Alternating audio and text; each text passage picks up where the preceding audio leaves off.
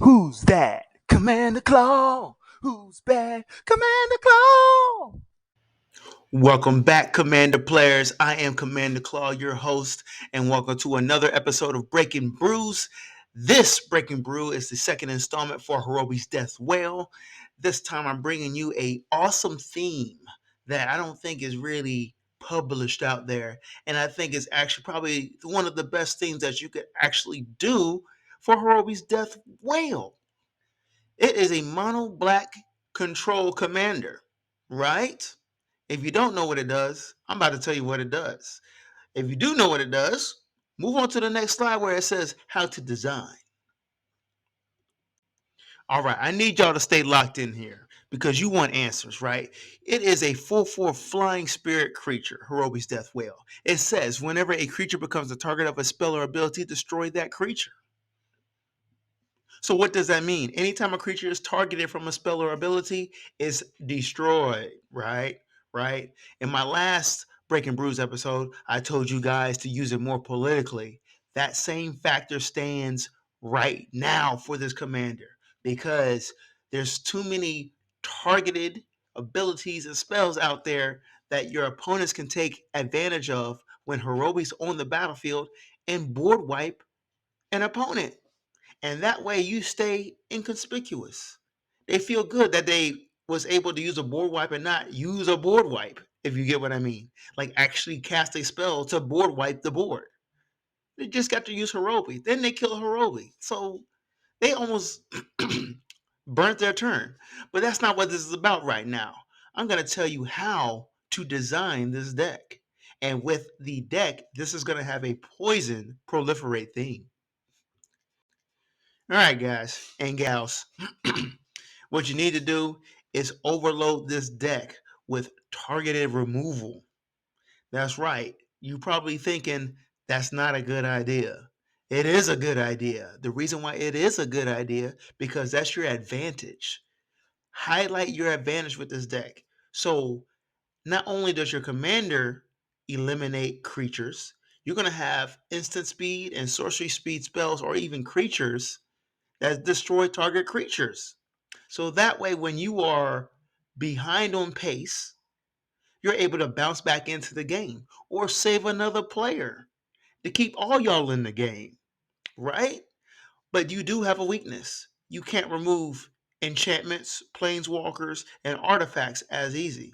But I got the answer for you: flexibility. Moving on to the cards. All right. First card is Feed the Serpent. 4 mana total, 2 black and 2 generic. It's an instant that says exile target creature or planeswalker. Planeswalkers are a problem for most decks. They're just too powerful. With this instant speed spell, they're gone. Vamoosh, poof, voila, magic. They're not on the board anymore. You don't have to worry about them. And also keep in mind that they're not vulnerable to Horobi's Death Wail. So you got to get rid of them. But later on in the video, I got some planeswalkers that you need to put in your deck that actually work. Because your opponents probably don't have the answer to planeswalkers without combat damage. Moving on to Feed the Swarm. Feed the Swarm, y'all know what this does. Destroy target creature or an enchantment and opponent controls. You lose life equal to that permanent's mana value. Hey, I know the drawbacks are enchantments and losing life and only an opponent controls. But so what? It is an answer. You got to get rid of some of these crazy, powerful enchantments that just win games. Moving on to the next cards. Go for the Throat is another instant spell, destroy target non artifact creature. It's really good because there's a lot of non artifact creatures. Yeah, the only artifact creatures that I can really think of are like what? Uh, Running a blank. It doesn't even matter. It hits so many creatures, okay? But the next card I'm telling you about here is Cut Down. Cut Down. Destroy a target creature with total power and toughness 5 or less. You will be surprised how many powerful creatures have a total power of toughness 5 or less. And also, don't forget commanders that have total power toughness 5 or less. This is a sitting duck for them. Um, this is such a good card because those combo pieces that require that little creature to do something, this is the answer. Easy, 1 black mana, instant speed. So, just to remind you, 20 plus target removal in this deck at instant speed. That is your advantage. You control how the creatures enter the battlefield, not how the creatures enter the battle, if the creatures will stay on the battlefield. That is the point of this deck. If you want a player to have their commander stay on the battlefield for 1 or 2 turns, okay, that's up to you. If you want to control opponents and make sure they pay a lot for commander tax, this is what you do. You kill commanders on sight. You always beat them. Swift Boots is not fast enough. Remember, attaching an equipment is at sorcery speed. An instant speed spell, gone. Moving on.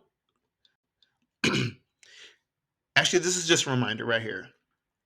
Liquid Metal Torque with Horobi's Death Wail is going to be a repeatable destroy that creature because, hey, Liquid Metal Torque just taps to make a creature or target non-land permanent an artifact.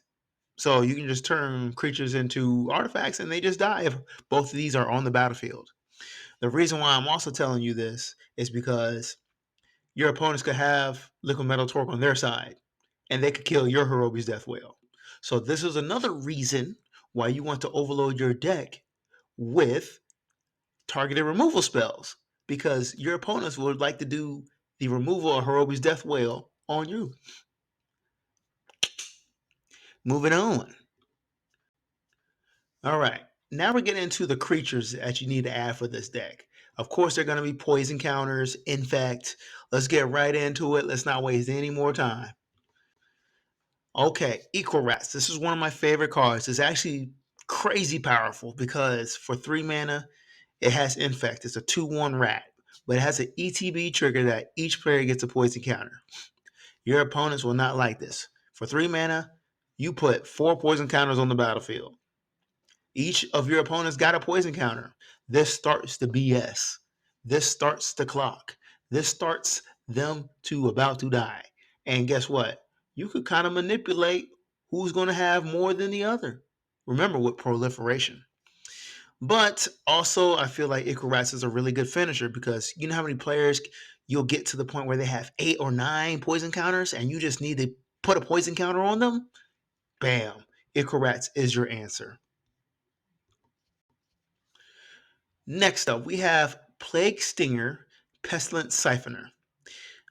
What you need to know about these two is you need to keep your low CMC creatures. You need to have low CMC creatures. 2 mana.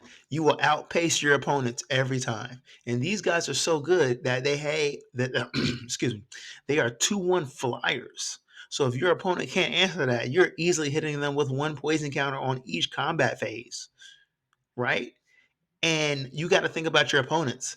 Do they really want to waste a targeted removal on a 1/1 flyer? No, they're not going to because your opponent's got crazier creatures. So you're playing this game of a slow death and a fast death with these guys. And you don't even have to have your commander out. You actually don't even want your commander out. Like, you're able to play this political game where your commander, Horobi's Death Wail, is on the battlefield, is off the battlefield. It works for your opponents. It doesn't work for your opponents. You control, they can get some power.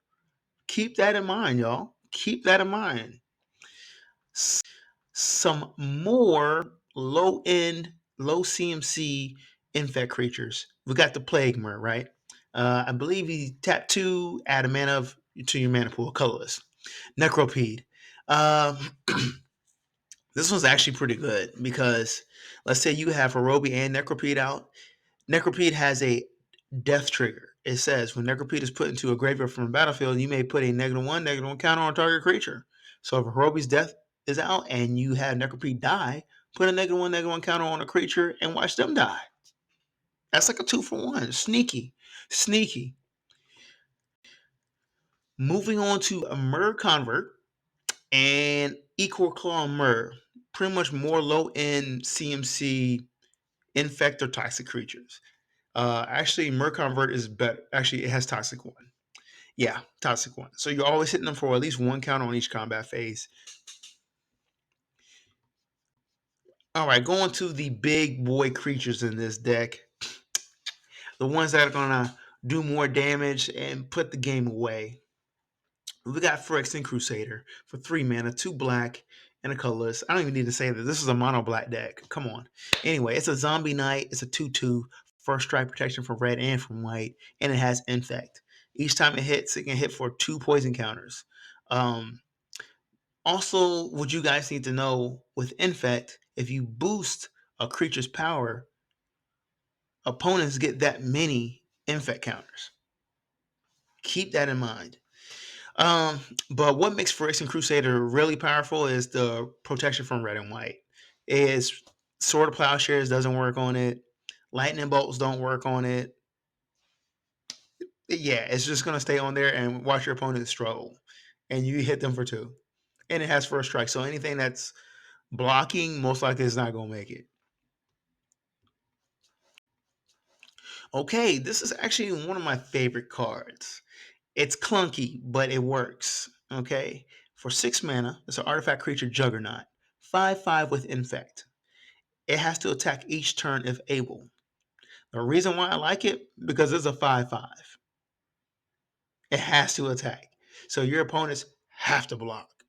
It's just it has that green effect of like all creatures lure effect. That's right, where you have to block it. That's exactly what this is. This is going to open up a lot of potential um, combat phases for you. Opponents need to get rid of this. They can most likely answer it, but if they don't, 5 poison counters is not fun. Not fun. Not fun. And it's easy to cast. Okay, y'all knew this was coming. Y'all knew this was coming. You know who it is. Skitherix, the Black Dragon. It might say 5 black mana, but it's really 6 black mana when you want to play this card because you want to give it haste. I'm going to read its ability, right? It's a 4/4 flying dragon skeleton with Infect.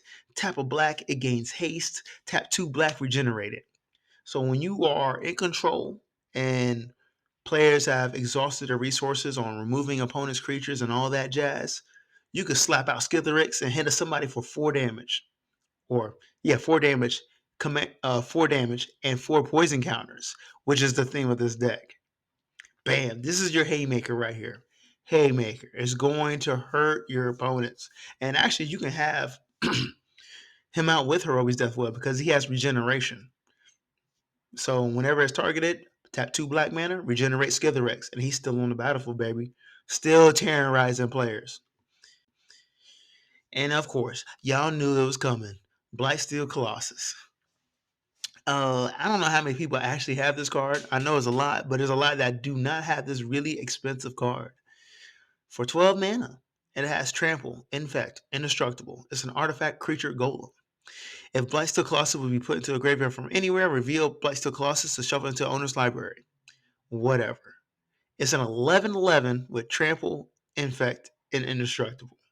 If it hits an opponent one time for at least 10 damage, they're gone. They're gone. They're gone. Um, that's it. That's it. You want to win this game with poison counters. Time is time is running out. What do I mean by that? I mean by other spells that give your opponents poison counters out of their control. Like combat phases, most likely they were able to block. But I'm talking about instant speed, abilities, sorceries, instances that just either proliferate or just give them counters. And this is devastating because your opponents just don't see this coming. Okay, Vraska's Fall for 3 mana instant. Each opponent sacks a creature or planeswalker and gets a poison counter. Just like the Equal Rats, everybody gets a poison counter. Or your opponents on this one. It gets it started. It gets it started. Next up, we have Whisper of the Dross. For 1 black mana, it's an instant. Target creature, -1/-1 until end of turn. Proliferate. This is a 2-for-1 card with Horobi on the battlefield. You know why? You get to target a creature, destroy that creature, even if it's -1/-1 doesn't kill it. But it proliferates, and you get to choose how many players get more poison counters at instant speed for 1 mana. So also keep in mind as you play more of this poison proliferate theme, you can really put a lot of poison counters on a player on one turn. they will feel the pressure after that 5 or 6 poison counters. You'll see. You'll see. All right. We got Drown and Ecor. I don't even know what Ecor means. Well, somebody tell me in the comments, what does Ecor mean? All right, we got a 2 mana sorcery. Target creature gets -4/-4 until end of turn. Proliferate. Same thing as Whisper of the Dross, except for you could possibly kill a creature with -4/-4. But this one's not at instant speed. No biggie. There's another poison counter. All right, and here we go. We got Phyrexis Outbreak for 3 mana sorcery. Each opponent gets a poison counter. Then each creature your opponent control gets -1/-1 until end of turn for each poison counter a controller has. This is a pretty good board wipe. Oh my gosh. I don't know who's calling me. Hold on. Anyways, I had to hang that up. Moving on to win cons. Win cons here. Remember when I told you planeswalkers are going to be your strength? Yeah, yeah. They're your win cons in this deck. Here we go. Vraska Scheming Gorgon. Okay. For 6 mana, it comes with 5 loyalty abilities. Its first loyalty ability +2 creatures you control get +1/+0 until end of turn. You want to use that. For all your infect creatures that are 1/1s, you use this +2. Now they're 2/1s. Your opponents get 2 poison counters. Woo-wee. That does not sound good for them, but sounds good for you. But also, she has a -3 ability, destroy target creature. You're still controlling the board, and you can have her on the board with Horobi and not get it removed. Okay, moving on to its ultimate, -10. Until end of turn, creatures you control gain Death Touch, and whenever this creature deals damage to an opponent, that player loses the game. Yeah, so casting an ultimate is gonna be pretty tough, right? But with proliferation theme, you can do it. And those little weak 1/1 flyers, and you've activated its loyalty ability, that's game. That's game. Okay, now Vraska's Betrayal Sting, she's a little bit more expensive. She's around the $10 range. For 6 mana, you have the option for Phyrexian mana, completed. I don't want to go into that stuff. Like, cool. You could pay 5 mana and 2 life to cast this card, which does make a difference. However, we're going to talk about the loyalty abilities. It comes with 6 loyalty counters. The first one, for 0 loyalty, you draw a card and you lose 1 life. Proliferate. Easy, easy. Proliferation on the stick. All right, it's -2. Target creature becomes a treasured artifact with, treasure becomes a treasure token. That's what happens. So if Horobi's on the battlefield and you target a creature, boop, it's dead. So it not only does it draw you cards, proliferate for your poison counters, you can target creatures and turn creatures into treasure tokens. So you're mana ramping. I wouldn't call that mana ramping. You're creating more mana opportunities. All right, so it's ultimate, right? -9. If target player has fewer than 9 poison counters, they get a number of poison counters equal to the difference. Oh man, hold on. I meant to go to this slide a long time ago. My bad, y'all. Anyway, back to the ultimate. All right. So if a target player has fewer than 9 poison counters, they get a number of poison counters equal to the difference. So for example, if a player has 0 poison counters and you activate its ultimate here, they get 9 poison counters. So it's always going to be equivalent to 9. They are going to 9 poison counters. That is pretty rough. And I actually feel like this loyalty ability is easier to make happen because you're proliferating and you're drawing a card. And my last Planeswalker I recommend is Off Nixilis Reignited. For 5 mana, he comes with 5 loyalty abilities. +1, you draw a card and lose a life. Okay. -3, destroy target creature. Another destroy card effect with Horobi on the battlefield or off. And Planeswalkers are tough to deal with. And its ultimate, -8. Target opponent gets an emblem with whenever a player draws a card, you lose 2 life. Why not hit them for 2? But really, this card shines with drawing cards and another way to destroy target creature without Horobi on the battlefield or with him on the battlefield. Hey, if you like this video, you know what to do. Hit one of these videos to continue watching more Breaking Brews. I should put a video of the first Horobi deck on there, Breaking Brew on there. So I'll do that. If you liked it, go ahead and comment, subscribe, and continue to watch Command the Claw. I appreciate your time. Peace out, y'all.